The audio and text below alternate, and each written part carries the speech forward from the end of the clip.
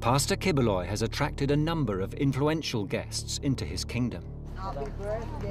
From the Filipino president, Gloria Macapagal Arroyo,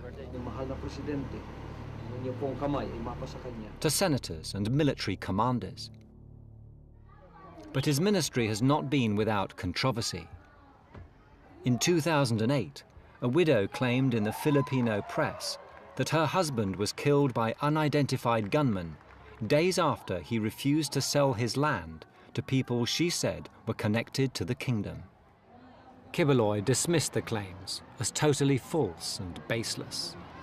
Many of those detractors of ours, sometimes pick up some of those people that are against us and say, oh, Pastor Kibuloy is a land grabber, Apollo is a land grabber. And then the media pick it up, because it's sensationalized, especially when it comes to my name. They sensationalize it.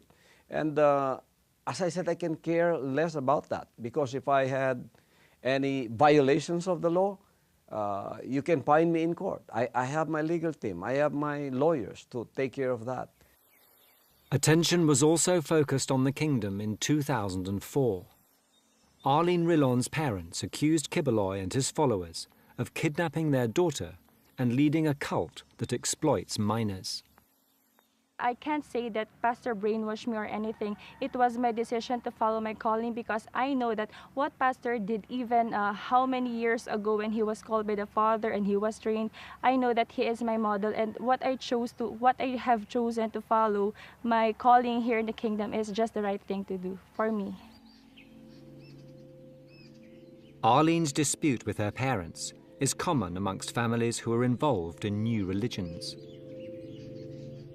People in these groups feel that they're getting more love from the group as opposed to the genuine love that comes from their families. And then many families feel that their children, their adult children, are throwing away their lives and not using their talents in the way that they were pursuing before they became involved.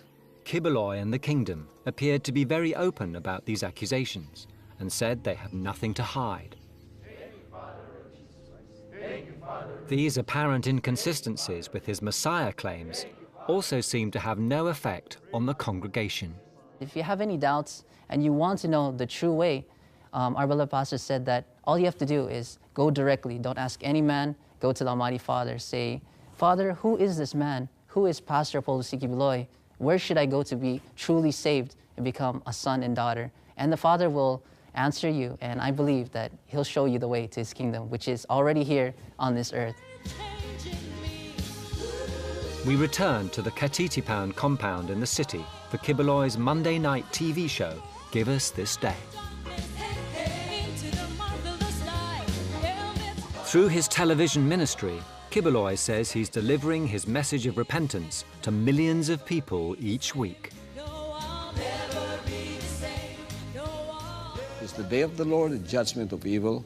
It's also the day of his reign on the earth, where, as I said, man's will is no longer to be reckoned with. It is the Father's will that is to be reckoned with.